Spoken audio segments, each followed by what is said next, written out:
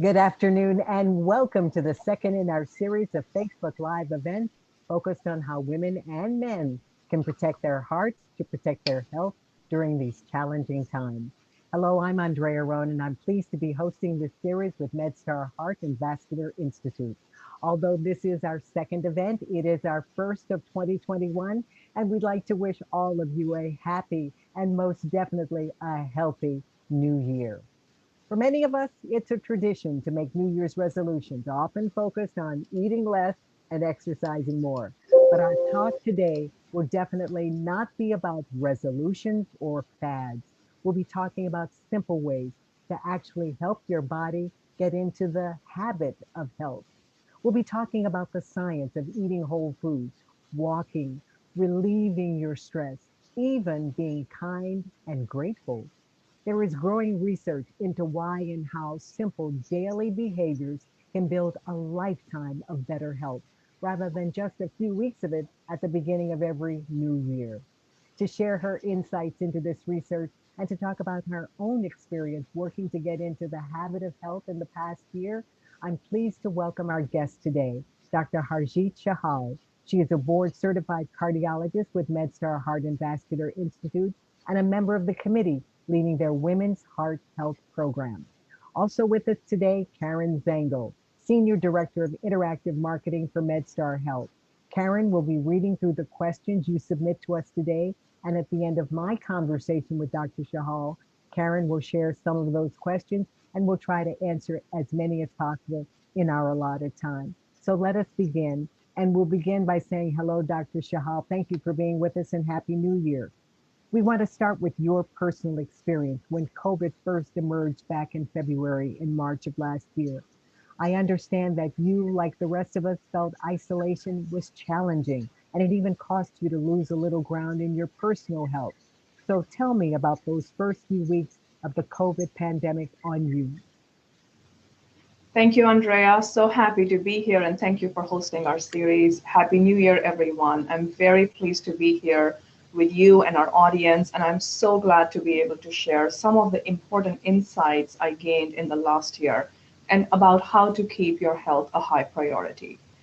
As a cardiologist, I know how important it is to eat healthy and exercise, and I have always been good about this in my own life and about giving guidance to my patients. But when COVID hit, my life changed, just as it did for so many millions of people. If you remember, many doctors' offices were closed at the beginning of the pandemic until we could put safety measures to ensure the safety of our staff and patients. I was unable to see my patients. As a physician, I really enjoy interacting with other people, patients on a day to day basis, and I get a great deal of satisfaction in helping people. Additionally, I was not able to see my friends or family, which made things even worse. So, yes, I did feel isolated, and it was a little depressing. I missed the connections with others, and everything felt so uncertain. Eventually, we started offering telehealth in MedStar. I was able to see patients again, even though virtually, and that was great. But I found that many of our patients needed a shoulder to cry on. They were understandably so worried about their health, their jobs, their kids, their families, and they were in a lot of pain, not just from heart disease, but from anxiety and stress. And that itself took a toll on me. So tell us more about how did that affect you, seeing what your patients going through beyond just their heart condition. So I completely understood how my patients were feeling, and unfortunately, I could not give them any guidance because I was feeling exactly the same things. Before COVID, I had a healthy lifestyle, I had a social life, I had a healthy, regimented life, but I quickly abandoned it. Even without realizing what was happening, I gained 10 pounds because I was using food as an emotional crutch. I became less disciplined. I used to wake up early in the morning. I used to exercise in the morning. I couldn't do any of those things. I just wasn't healthy, and that just started a vicious cycle for me. You know, we can relate to that. We think our doctors are just like superheroes, but hearing you say that as a patient, that would make someone feel comfortable that you really understand what I'm going through. Before we get to how you turned things around and got into the habit of health, tell us again why it's important and what it does to the body, overweight, stress, and not eating right, lack of exercise. Mhm. So the heart is An amazing organ. It beats several thousand times a day. It pumps oxygen-rich blood and nutrients to your body. But to do it efficiently, the organ itself has to be in shape. Anything that puts stress and adds strain on this incredible muscle is hard on the rest of our body and our overall health. For example, we know that excess weight can lead to multiple health problems like high blood pressure, diabetes. Those eventually can lead to heart disease, but obesity itself can lead to heart failure. So just like lack of exercises puts our other muscles out of shape, lack of exercise also puts our heart out of shape because it is also a muscle. Consistent activity, even walking 20 to 30 minutes a day, can keep certain health-related risk factors like blood pressure and diabetes under control and keep your heart in shape. Activity can also lower inflammation in the body. And we are learning so much about association of inflammation and it's linked to so many diseases, especially heart disease risk factors, heart attacks, strokes, and heart failure. As for stress, we could do an entire event around stress on it and its effects on the body. But in a nutshell, in highly stressful situations, your body releases a hormone called cortisol. This hormone is like your fight or flight response, so it shuts down other activities in the body so we can concentrate on this flight or flight response and respond to the stress or a danger. We are finding in many studies that women in particular are more prone to chronic stresses. And while cortisol has its benefits in an emergency, a long-term exposure to stressful situations puts your heart and your general health, especially in women, at high risk for cholesterol, diabetes, high blood pressure, and heart disease. The bottom line is everything in our body is connected. Our daily choices for what and how much we eat, whether we do something active, and how we manage our stress can help and hurt our hearts. Well, we know what it can do to damage their hearts, but we want to find out how you turn things around. What has made a difference in your adopting heart healthy habits? So, the first thing is small steps. I first gave myself an intention that I have to get back to my regimen. This is what is happening. It is here to stay, and we have to find a way to get through this. So I Mhm. started making small steps for myself. I signed up for an online yoga platform, which was something new for me. I have never done yoga in my life, just to motivate myself. As you know, all the gyms were closed. So yoga is an amazing exercise. It's body weight training. You really don't need any equipment. All you need is an intention and you need consistency. So to motivate myself, I invited a group of friends to do it virtually with me and also to meet every Sunday in different beautiful locations of DC. Outdoor, we were masked, socially distanced. We would bring a yoga mat, some water, and we would start doing yoga classes for fun. And I would start doing virtual classes online during the week. It honestly changed my life. Just the combination of the breathing, the physical activity, the stress relief, and doing it with friends and all of us learning something new was incredible. Within just 2 weeks, I felt that I had more energy and a greater capacity to be there for my patients. I could be supportive and empathetic again. The better I felt, the more disciplined I got, and the less I used food as a crutch. I lost the weight and the weight that I had gained, and maybe a few even extra pounds, and I was not dieting at all. Exercising, being mindful, made me do better choices throughout the day. And I was exercising more, I was more present with my patients, and just trying to find some semblance of normalcy in whatever was going on last year. It changed my Rethinking, health. Sorry. rethinking what you were eating and why you were eating. Absolutely. So it made me realize that whenever I'm stressed, I'm reaching out to food, I'm going to sleep at odd hours, the discipline, the sleep cycle was broken, the fact that we are working from home, everything kind of falls apart. The discipline of going to work, getting dressed in the morning, all of that was lost. And I realized that just by waking up in the morning and doing some yoga and exercise and doing something new, it gave me some positive outlook. And I stopped doing all those unhealthy things, and slowly things did come back to normal. And you weren't dieting in the sense of dieting. No, no, I was not dieting. Yes, I do follow a healthy diet, which I dropped for a few weeks. But after I started exercising and being more disciplined, I went back on my healthy diet. Well, that's good to know. So, what are the lessons you now share with your patients based on your journey of getting back into the habit of health? Okay, so for the other thing that I learned last year is something called epigenetics. There is a big body of research that tells us that through repetitive behavior of healthy changes, just like walking 30 minutes a day, we can actually teach our DNA to express itself better. Now, we cannot control our genes that we inherit, but for anyone who's looking to dig deeper into this field, it's called epigenetics. It is how our genes interact with environment and express. Healthy behaviors can actually suppress bad genes and lead to expression of good genes in your body.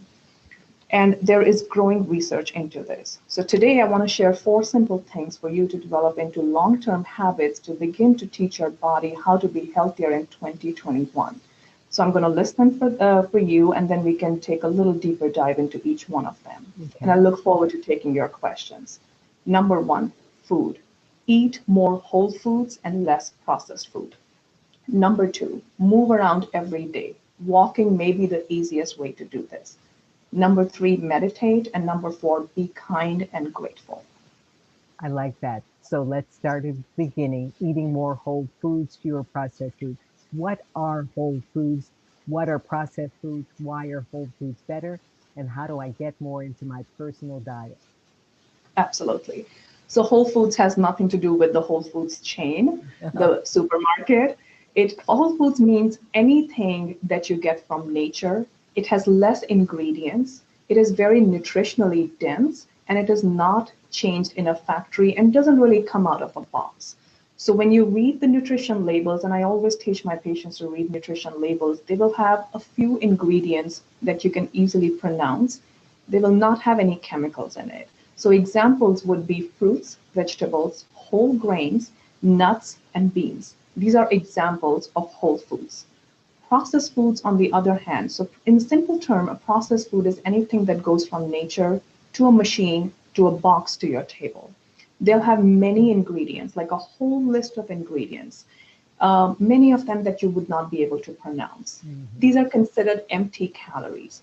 They often come in a box, packaged, pre-cooked, something that doesn't take a lot of effort to cook.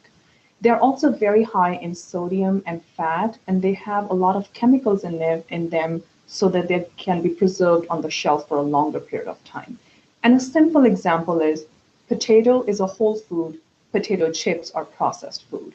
So when you're eating a potato with its skin on, you're getting fiber, you're getting vitamins, you're getting protein, potassium, and potato chips are stripped of all those vital nutrients. They'll have more sodium, more fat, and a lot of bad fat like saturated fat and trans fat. So that's whole foods and processed foods. I noticed going to the grocery store, there were aisles and aisles of chips and corn chips and dips and whatever. It seems as if they were feeding our isolation by giving us more. How hard is it to break these types of habits? So it is hard to break habits, especially when we have grown up with this easy access, this abundance of food, that's so many varieties. This sounds amazing. This sounds delicious. Or I don't even have to put any effort into doing that.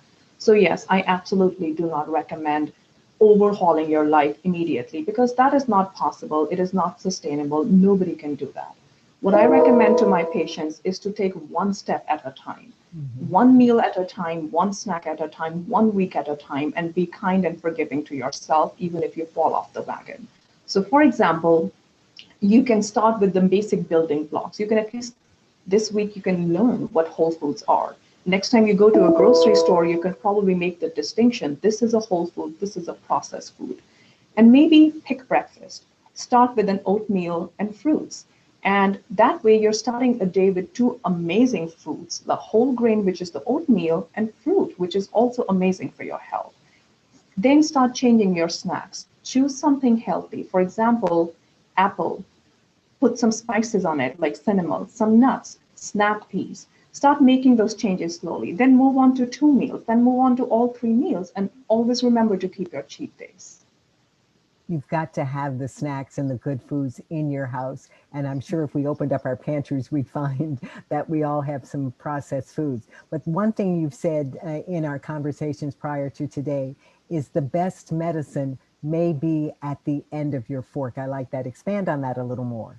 Absolutely. So there is not even a single disease, a chronic disease that cannot be helped by nutrition, head to toe, your brain health, Mediterranean diet, which is kind of an omnivorous plant-based diet. They don't really restrict anything. You're allowed to eat anything, everything. It's all about quantity and quality. So a lot of quantity of good foods and very little quantities of processed or calorie dense foods. Um, it leads not just to increased vitality and heart health, it can lower your risk of dementia, it can make you live longer, it can improve your sex life, it can make you lose weight. There is nothing that cannot be helped by eating a better diet. All right. So we'll remember that the best medicine may be at the end of your fork. So we're Correct. talking about what we put in our bodies, but how do we get our bodies in shape? Exercise is very important, but it's often not easy. So what do you recommend? Absolutely. So it's not easy. First of all, our whole attitude about exercise needs to change. We think of exercise as a dedicated gym time. That's not true. And that's something I have learned in the last year.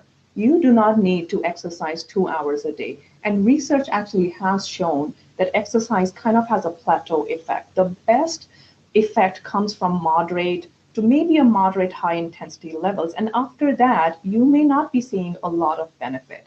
So to tell yourself that you can only exercise at high intensity levels for 1 hour or 2 hours is incorrect. Even 20 to 30 minutes of walking is better than doing nothing. You have to not be sedentary. You have to be constantly on the move. If you are busy, you can break it up. You can work out 15 minutes in the morning, 15 in the evening, and you've got your minimum 30 minutes of exercise. You got to think of it not as work. You want to think of it as a gift that you give yourself. This Mm. is your health you're investing in. I always tell my patients, can you give yourself an hour a day? Can you exercise for 30 minutes and cook a healthy meal for 30 minutes? It not only helps you look good, exercise, it tones your muscle, but it strengthens your heart. It lowers inflammation in your body. It helps you fight disease less. Some suggestions I would say, and something that worked for me was yoga because it doesn't require any equipment or any space. Even a yoga mat outside, inside can be found. Trails, walking on trails. There are so many apps, all trails apps that you can use to find amazing places to walk in Baltimore and Washington, D.C. area. If you need motivation, have your friends join you, socially distance or virtually, like I did with my friends. Mhm. And you can also find, again, everyone is different. There are people who have arthritis and they tell me they can't exercise. I always tell them, maybe do some upper body strengthening. Just do something that is going to be create some movement. I always tell people being sedentary, being stationary is going to cause problems. Whenever you have anything standing at one place, it will lead to problems. So think of movement and not really heroic ninja warrior kinds exercises. And it doesn't require expensive equipment Not if at you put your mind to certain types of movement. We hear about taking the liter bottle and using that as a weight and doing correct, stretches correct, and whatever. The absolutely. yoga, though, you were talking about that. I always find I can't stretch. What do I do to get the great stretches in yoga? How did you do that? I could not stretch either. And there's a lot of people who think that because you're bulky and you're buffed up, you can't do yoga. That's not true. So yoga is very forgiving. It uses your body weight. Yoga is called a practice for a reason because you have to slowly progress. Nobody is born with flexibility. It is what you teach your muscles to learn over time. The beauty of yoga is that the things that seem impossible today will become easier in 2 months. Mm. So, yes, you won't be able to stretch today, but if you keep the intention and if you keep the practice, it is called a practice for a reason, things will change and you will move on to more and more advanced poses. You've given our audience a lot to think about, and I'm sure they have questions, but we want to combine your last two tips. And these are interesting, something you wouldn't expect from a medical doctor meditating, and these showing kindness and gratitude. How does that help your heart? Absolutely. And this is my favorite part of this talk today. As I mentioned earlier, everything in our body is connected. We are used to thinking of food and exercise to benefit our heart, which is very easier, it's very tangible. But we are less aware of the incredible benefits of mindfulness and things like meditation, which help create emotional calmness. Kindness releases good hormones in our body that also reduce inflammation and lowers our stress and increases our ability to fight diseases. When we talk about health, we should not be talking separately about physical and mental health as if they are different things. We should just be talking about our health. So let's talk about meditation. We know that even 10 minutes a day of meditating, of breathing slowly, mindfulness, just collecting your thoughts, thinking about how your day has been like, prayer, anything that just requires being still for a second and taking deep breaths can increase the production of good hormones such as serotonin and oxytocin in our body. These things over time can lower your heart rate, your breathing rate, your blood pressure, and the level of the bad hormone cortisol that I talked about. Mhm. There are so many different kinds of meditation. You can do it for 5 minutes, 10 minutes, or an hour. Transcendental meditation, mindfulness, and there is also something called loving kindness meditation. And then additionally, research has shown that simple acts of showing kindness to other people also releases the same good hormones which expand your vessels and lowers your blood pressure. This could be as simple as holding the door for someone, complimenting your friend or a coworker, remembering someone's birthday, and just really listening to someone when they need your attention. And the last year has really taught us how much we need other people and how much we need to be there for other people. Finally, showing gratitude, simply saying thank you or reflecting on the things that you are thankful for and appreciate in your life, it helps improve our sleep, gives us more energy, and it lessens depression. So just like eating whole foods and being active, take the time to meditate, be grateful, and be kind. And these things can help our heart stay healthier. And again, they're the simple daily types of behavior that can make a lasting impact on our heart and overall health, which is really what I'm grateful for you to say to us, because we beat ourselves up when we break these resolutions. And you're saying, give yourself a break. Absolutely. Be Not kind to yourself. exactly. So you've said they're not tasks on a to do list, they are seen as gifts to our heart. And I like that. So we know we hope we have some questions. And before we turn to Karen, anything else you'd like to leave our listeners with before we take their questions?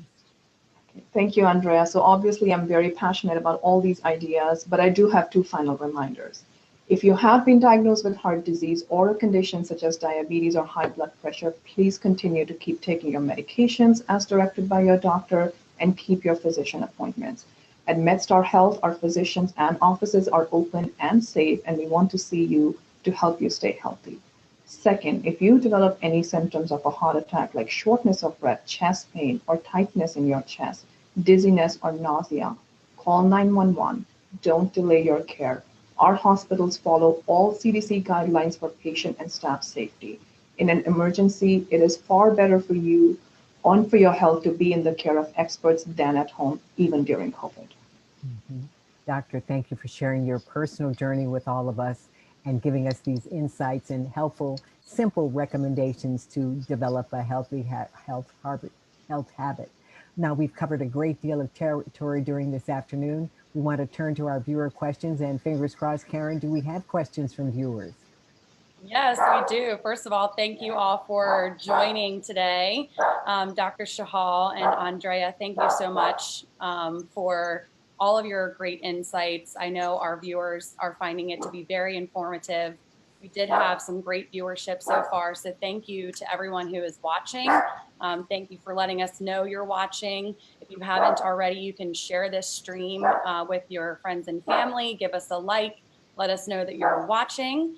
We do have some questions here. Let's first just, sorry about my my dog in the background. I think everyone's used to this over Exactly. the COVID period being on Zoom calls.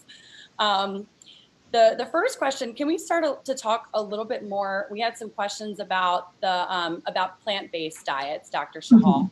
Can you talk a little bit more about plant-based diets, and is the Mediterranean diet plant-based? Yes. So great question, and I'm so glad we're starting there. So many different definitions of plant-based diet, from the strictest vegan sense to vegetarian to a Mediterranean plant-based diet.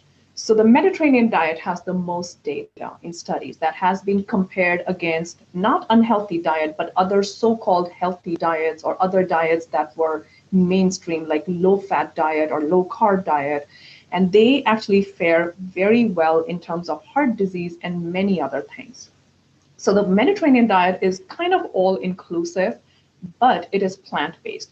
And a general rule of thumb is 80% plant-based and 20% animal products. So think of meat, fish, chicken, poultry as flavoring agents, not as your main entree. So the bulk of your food still comes from plant-based sources. And try to learn that there is a lot of protein and nutrients in plant-based sources as well, like lentils, beans. They come packed with tons of protein and fiber. So you don't necessarily have to be vegan or vegetarian. You just have to change the focus. You have to load up your plates with vegetables, whole grains, less and less processed food. So the processed food is the critical part of Mediterranean diet. We want to have as much whole grains, as much unprocessed food as possible. And one example I give people is you can have vegan brownies. They are not good for you. So just because you're following a certain, if you're vegan, doesn't necessarily mean you're healthy. It's the whole foods notion that has to be pushed. So real food, things that require a little bit of effort for cooking. And one of the hallmarks of Mediterranean diet is that food should be shared with family and friends, socially distant friends, but with family, because we know that when you cook together, people are happier, they make healthier choices, and you're also teaching your kids what nutrition is, and you're also teaching them how to cook for the future. That's really great. Thank you very much for that information. I was going to follow up with, there was a question, just about how can you involve your friends and family in these healthy choices? You talked a little bit already about exercise, doing yoga, socially distanced with your friends, also cooking healthy meals and sharing them with your family. Any other ways that you can incorporate your friends and family in this decision that you're making and help utilize them as a support system as you continue to go through this journey? Absolutely. I think having the support and encouragement from people, nice support, encouragement, forgiving support and encouragement, that it's okay, we are all in this together. Let's just make a decision. This week, let's all cut out processed food. Next week, let's just eat super healthy breakfast and lunch, all of us together.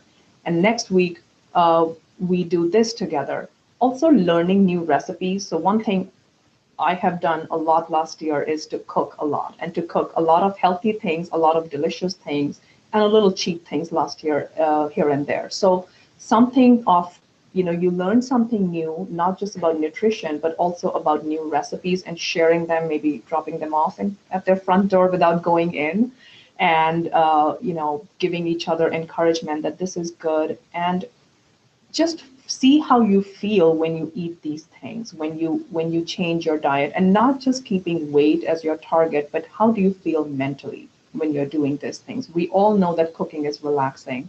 We all know that exercise is relaxing, and we all know that interacting with people is relaxing. So some of those things. Thank you very much. We have two other questions from our viewers related to diet, and then I have some other questions for you about exercise. Mm-hmm. The first question is from Karen, a fellow Karen. Thank you for your question. She asks, she's talking about almond milk versus whole milk versus non-fat milk. Can you talk about those differences a little bit and give some advice to our viewers? Absolutely. So almond milk is basically a plant-based product. The whole milk will have more saturated fat, and low-fat milk will have less fat. There is a lot of controversy about dairy. The Mediterranean diet does not recommend not having dairy, but the quantity should be very, very less. There are positives and negatives about everything. So let's say if you have whole milk that does have more saturated fat. On the other hand, low-fat milk is actually more processed because you've stripped out something. You have actually changed it in a machine or in a factory somehow. So there's this processed element of that. I would say a lot of adults are actually lactose intolerant, and a lot of us don't really need so much dairy products as we get older. When we are younger, we need more saturated fat for our, our nervous system to grow. But as you get older, you really don't need a lot of that. And there's tons of vitamin D and calcium in other sources, other plant-based sources. But there is no need to eliminate these things completely. If you do have dairy, maybe limit to 1 cup or even less. Okay, thank you very much. Another question about diet, and we were talking about the Mediterranean diet. What about those of us that are on a strict budget? Is that something that we can, I think a lot of times you go to processed foods because of the costs behind it. Can you talk a little bit about that and how you can find some things that are healthy that are that will fit into your budget? Absolutely. So great question. And I do get this question quite a lot. So I always tell people whole foods do not have to mean whole paycheck. So when we think of proteins, we think of chicken, fish, meat.Ose things are expensive. So a chicken breast, which will probably feed you a family for a dinner, is going to be something between $10, $15. If you buy chickpeas or beans from a store, and could be any store, that whole bag, which might last you for a month, is going to be $5. So it is already cheaper. Secondly, you don't always have to buy fresh produce. Frozen vegetables are just as healthy and they are much cheaper. They last longer.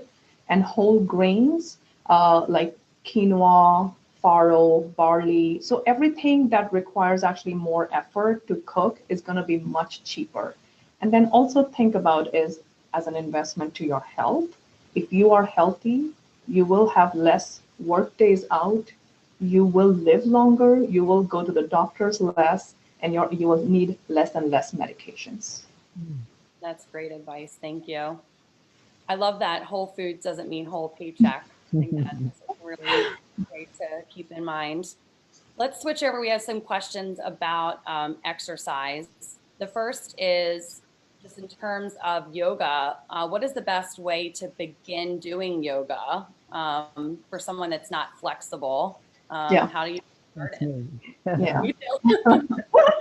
Yes. So you have to start with where you are at. I actually met a patient recently who changed his life completely after having some health scares.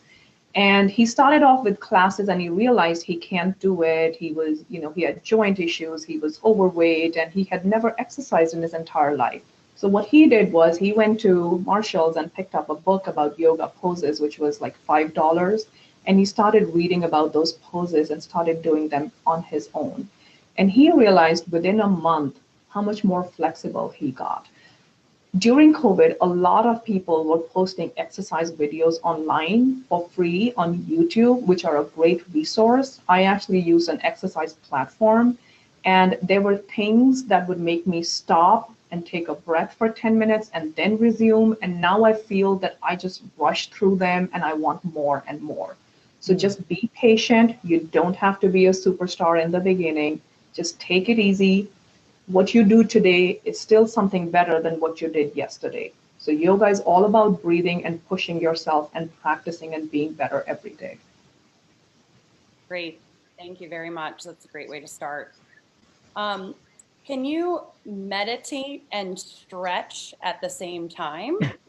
Yes, I do it all the time. I combine. I'm a multitasker. I don't have a lot of time in my life.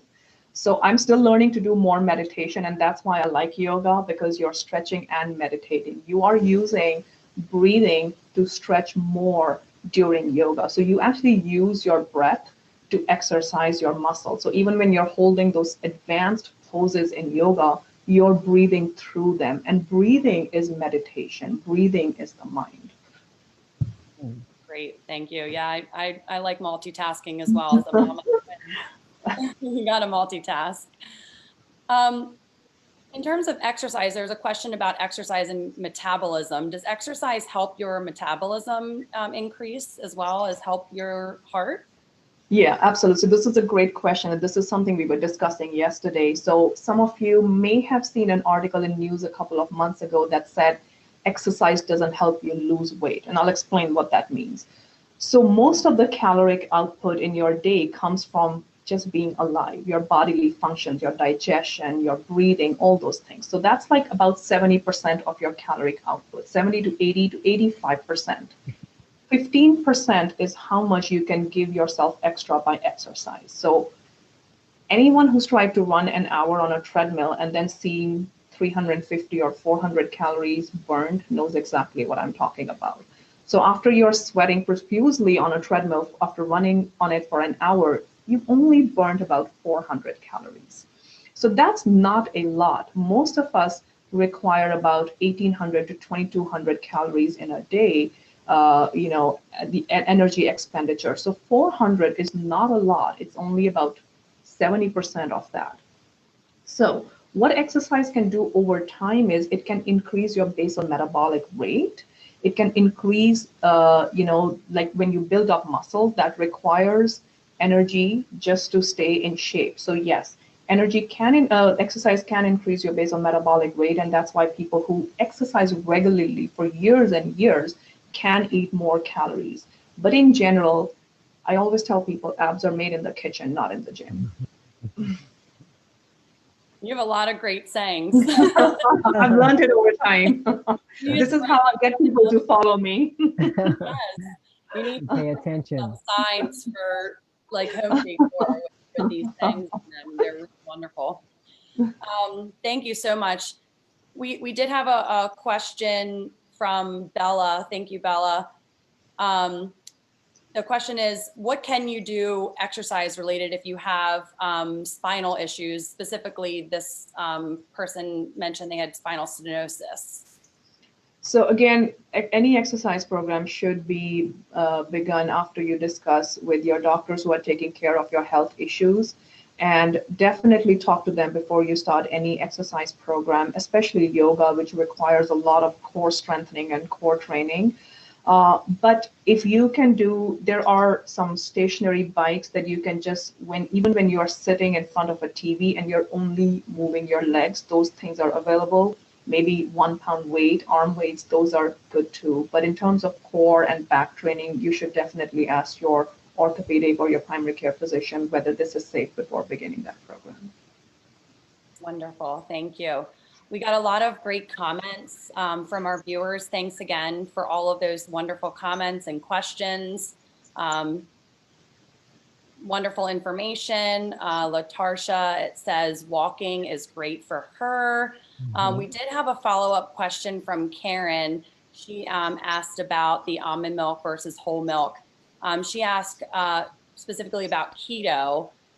So keto, high-fat diet, is that okay or is it not okay? And then she was asking about whole milk, eggs, butter, and cheese. Yeah, so I am not in favor of keto diet. It may lead to short-term weight loss, but keto diet has very high fat and protein and a lot of animal products.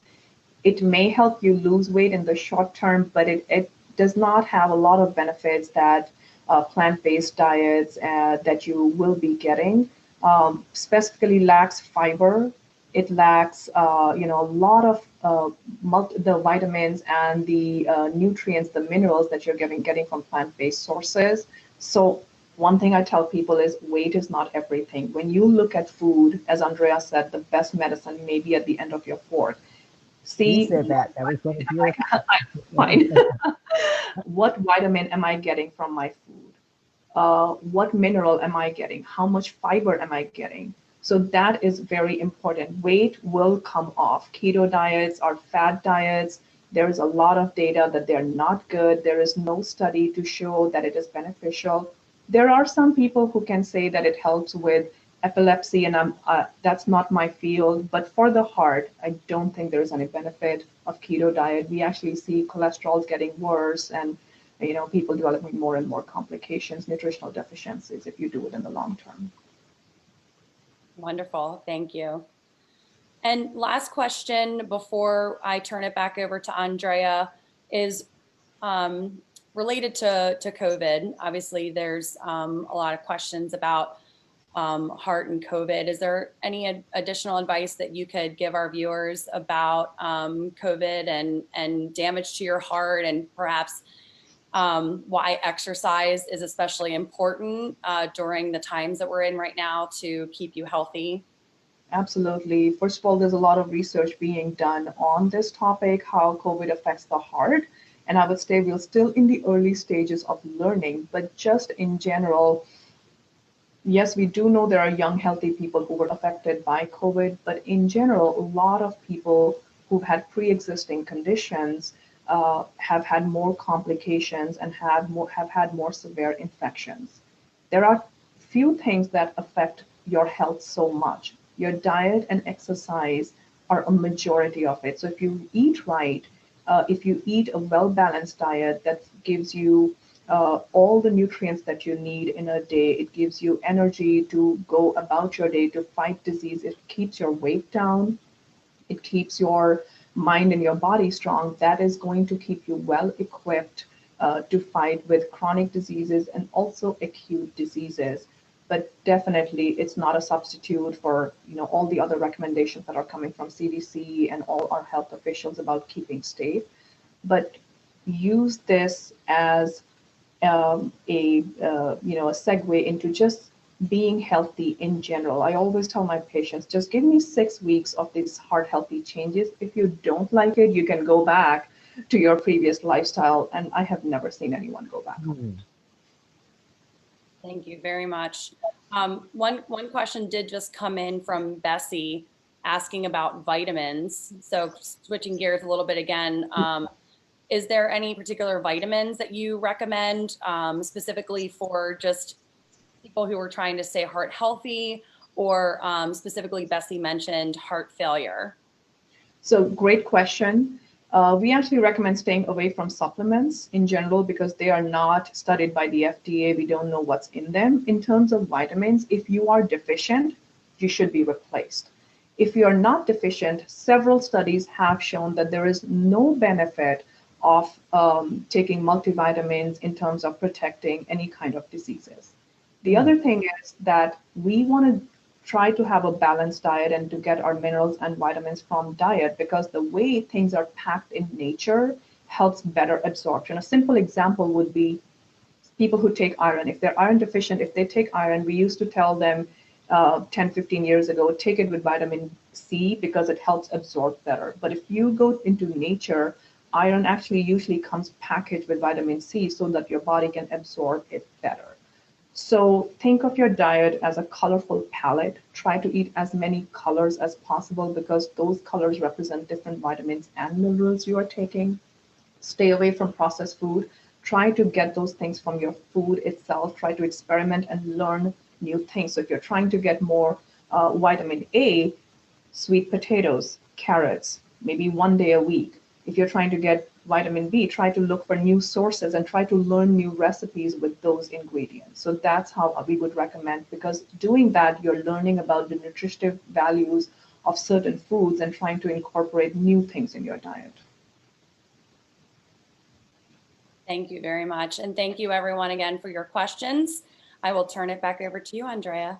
All right, thank you, Karen. Piggybacking on what Bessie was asking about the vitamins, doctor, you should do this, everything within consultation with your doctor, whether it's your cardiologist or practitioner. But some of the medications you take also have some of the vitamins that you're trying to augment. So that's another reason why this has to be done in consultation with a medical professional, correct?